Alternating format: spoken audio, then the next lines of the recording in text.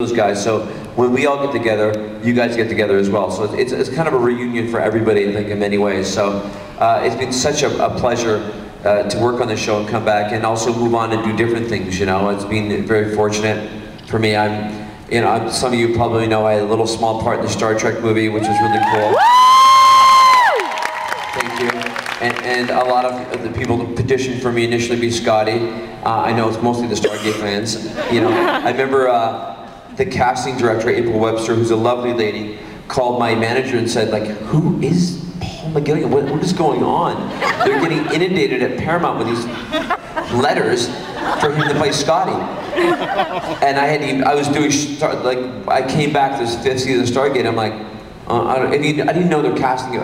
Honestly, I did not even know there was a movie. And they're like, who is this guy, right? I'm like, why? And she goes, we're getting hundreds of letters for him to play Scotty at Paramount. I'm like,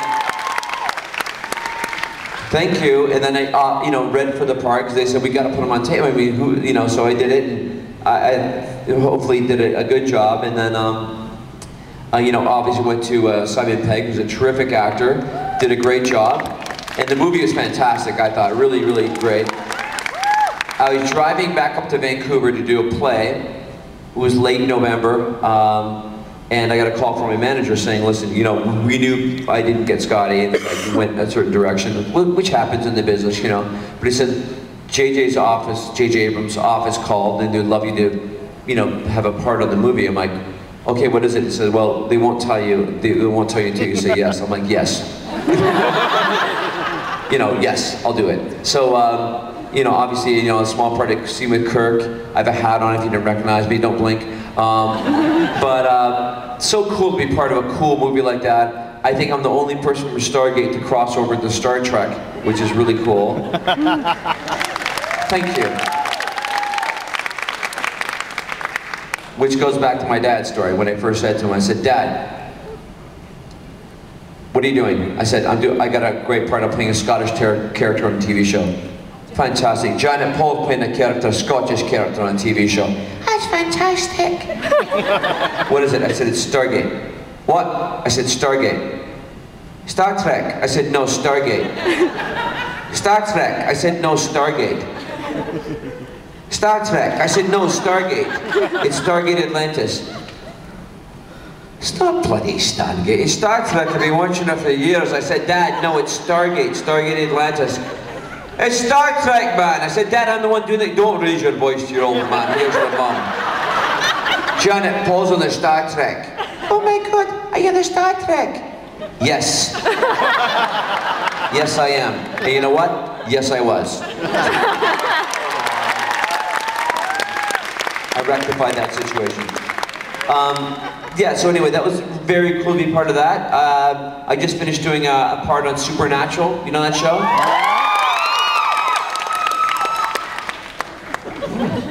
Someone likes those boys on the show. With Jensen and Jared, very nice fellas. Great show. It's an episode with Paris Hilton in it. I don't have any scenes with her. Apparently she's fantastic, but apparently she's very nice, and I think it's going to be a really cool episode. So it was really fun to work on that show. Besides that, just do my thing, living in Vancouver, between Vancouver and Los Angeles. Things have been really, really good, and I'm just super happy to be here. So before I start taking questions, I honestly, from the bottom of my heart, this is honestly my favorite venue to be at, and come here and have a chat with you guys. I hope you have a fantastic weekend, because it's such a great place to be. So thank you. Don't make me cry, because I will. Okay, so now apparently I'm going to take some questions. So everybody wants a... We have 2 mics or something? Yeah, we have 2 mics. Oh my God, look at her. Thank you very much. We have 2 mics, one here. Raise your hand. And on the other side, they're going to alternate between. And keep it clean, people. Dirty. Can I have a glass of water or something? A bottle of water? Thank you. Okay, anybody have a question? Where are we? I can barely see because the light's so bright here. Over there, yes. Just ask me anything. Joe Flanagan, anything. I know all his dirty laundry. Everything, I'll make it up. If I don't know it, I'll make it up. I'll lie. It'd be good though, it'd be funny. Okay, the question I have is, will there be any crossover from this? Where are you? Right, I'm tiny, I'm over Where? here. Oh my God, you're gorgeous. Will there be any crossover for SG-1 or Atlantis into the new universe, Stargate universe? Would you like that? Yeah. I certainly hope so. Thank you very much. Who's in it? You know, as far as I know, I think Michael Shanks has already crossed over. Woo! Great guy.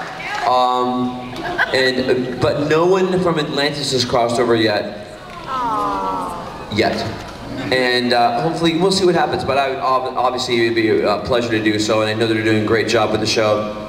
Apparently it looks amazing, so I'm really excited to see it. So hopefully, you know, we'll see what happens in the coming years. But it'd be very nice, and hopefully for the fans, I think the fans would enjoy that. So we'll see what happens. But it'll be a pleasure. Hi. Hi. What's your favorite novel? Pardon me? What's your favorite novel? The World According to Garth.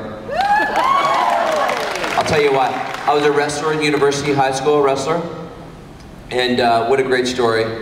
And I remember after having read the book, watching the movie, and Robin Williams did such a great job in that, and so did John Lithgow. Love the movie, love the book. That's my favorite all time.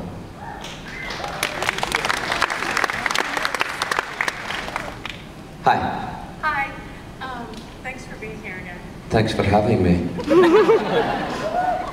Don't you look at me like that. Blazing a trail through me. Sexy little thing. Keep that. Oh my God. Sorry. Segue. Time change. Sorry, guys. I wanted to know if in the 5 seasons of Atlantis, if you have a favorite blooper moment.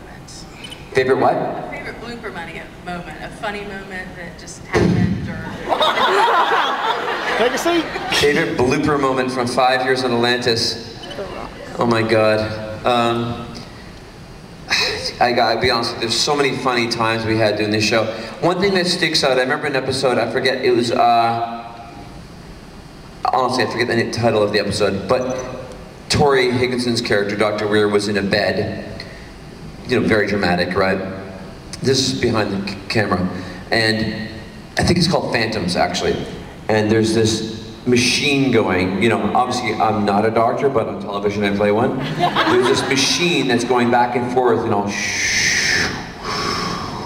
scanning her body while I'm talking. And Jason, Joe, Rachel, David, I'm doing all the talking, right? Monologue about what the hell is going on. Scottish alien medical jargon, right? Pages of it, right? And then Joe and Jason are punching each other, you know, in the background, you know, in between takes, whatever, it's a Friday, people just don't want to be there, right? I am talking, Tori's lying in the bed, sleeping, and I'm like, oh my God, I can't remember this. It's just dialogue like crazy. I'm just going, you know, and I'm trying to focus, and they're be like, oh, what's going on, Paul? Get this shit going. Let's go get our Friday, get my flight, go surfing and stuff. I'm like, stop it. And they're talking, and this machine, I have to time my dialogue so when I say a certain line, it doesn't cross over Tori's face with this, like, this bar that's going through. And that's the only thing they're really worried about. Not really what I'm saying, you know, but this. So I'm doing, you know, it's look good for God's sakes. I can't believe what she's going, you know, blah, blah, blah, blah, blah, blah, you know. And this thing's like, cut. I'm like, why? And they go, well, the bar passed Tori's. I finally got it out once, right? You know. But it just tells you, they hired Jason Momoa because he's big, handsome, and he beats up people. They hired David Hewlett because he can talk really quick and he's very smart and clever. Joe Flanagan, because our hero, Rachel Ishmael, because she's gorgeous and hot, Tori Higgins, because she's smart and hot, and Dr. Beckett, because he's kind of cute, lovable, and can handle a lot of dialogue. And then I realized, after I finally get it right and all works out, they look at, the AD goes, okay, great, moving on. I'm like, oh my God, it's been me 2 hours to get this scene, but it doesn't matter because that's how it works, you know, it just makes you think. So, long answer to the story is like, things like that behind the scenes. You're just going, you have to focus.